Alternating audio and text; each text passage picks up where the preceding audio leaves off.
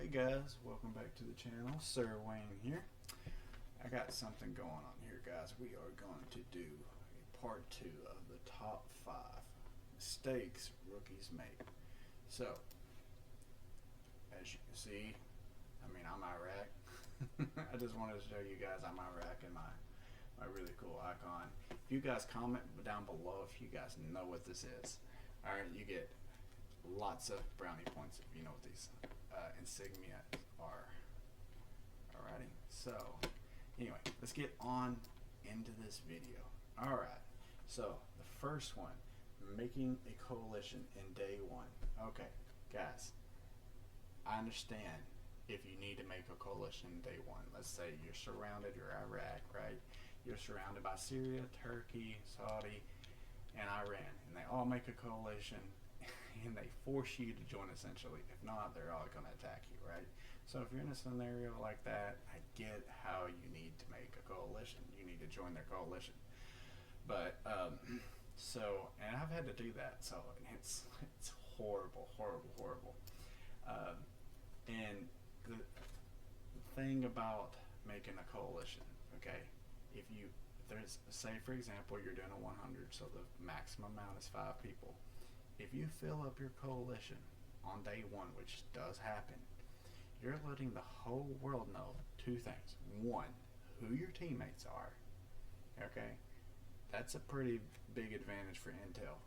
2, if your coalition is full, and this is the biggest thing, you're a target because they know that you guys are trying to win the game.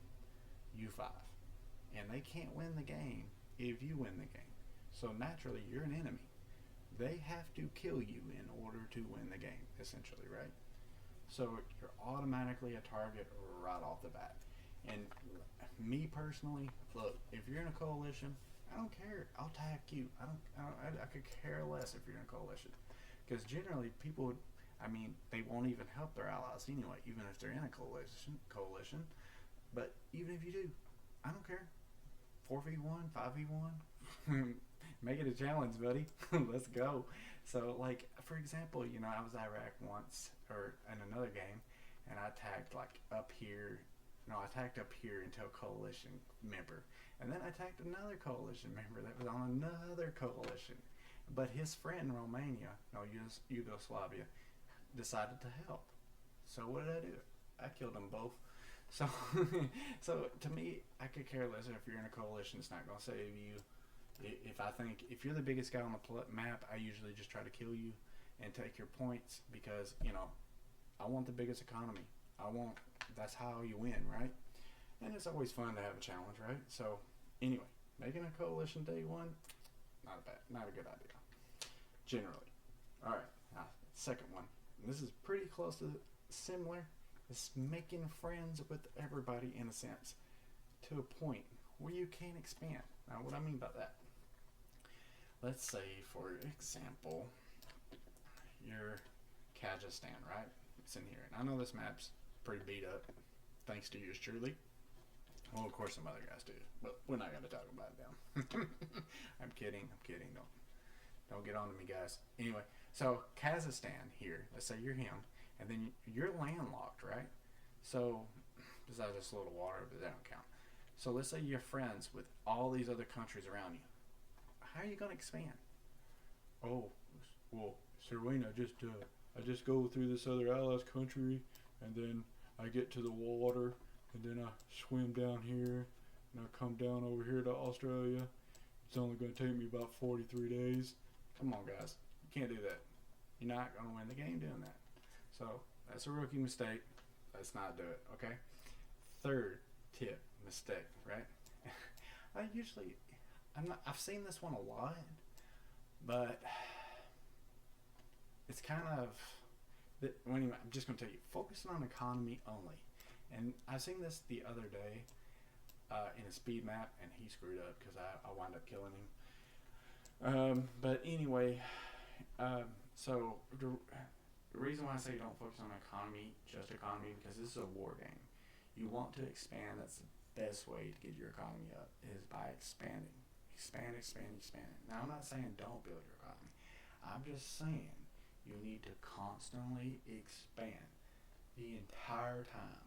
If you do that and you're building troops the whole time and you're expanding the whole time, not losing troops, and you're just expanding, expanding, expanding, you're really gonna win. You're gonna be in a good position to win the game. So don't just sit there, you know. Now this guy over here, he's on my channel, so he's probably gonna watch it too. Burma, and he has like I think it's like 79 troops. I think he's got like 79, 77. But if you look at mine, and I've been expanding, he has not been expanding at all. He just decided to expand today.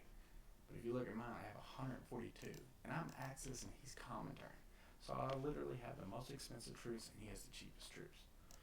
So like it goes to show you economy's better, and I'm not saying I'm better than Burma whatsoever.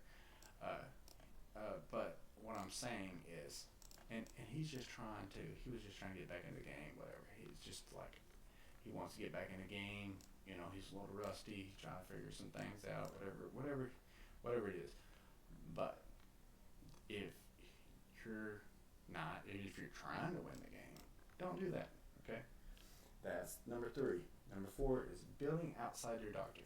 So basically, if you guys don't know what doctrine is, I will show you how to get to it. So basically, you can just click research and then pop up one of your units, and then you pop up this. It tells you the basics of said doctrines. There are 4 of them: Axis, Allies, Comintern, and Pan-Asia.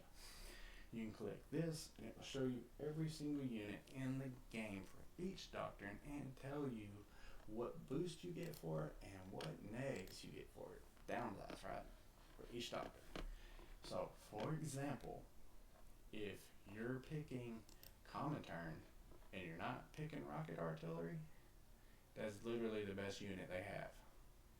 Okay? So if you're picking Comintern, you're not using rocket artillery, boy, I don't know what you're doing with your life. Okay? And the same thing like if you were picking allies and you don't build tactical bombers and strategic bomber, boy, what are you doing with your life? Like what are you doing? You building tanks? You building them tanks, ain't you? You building those tanks and you sending them in to die. That's what you're doing. You building those tanks and you send them in to die, and they all die, and you don't watch Sir Wayne's videos. That's what you're doing. That's what you're doing. You're dying. That's what it is.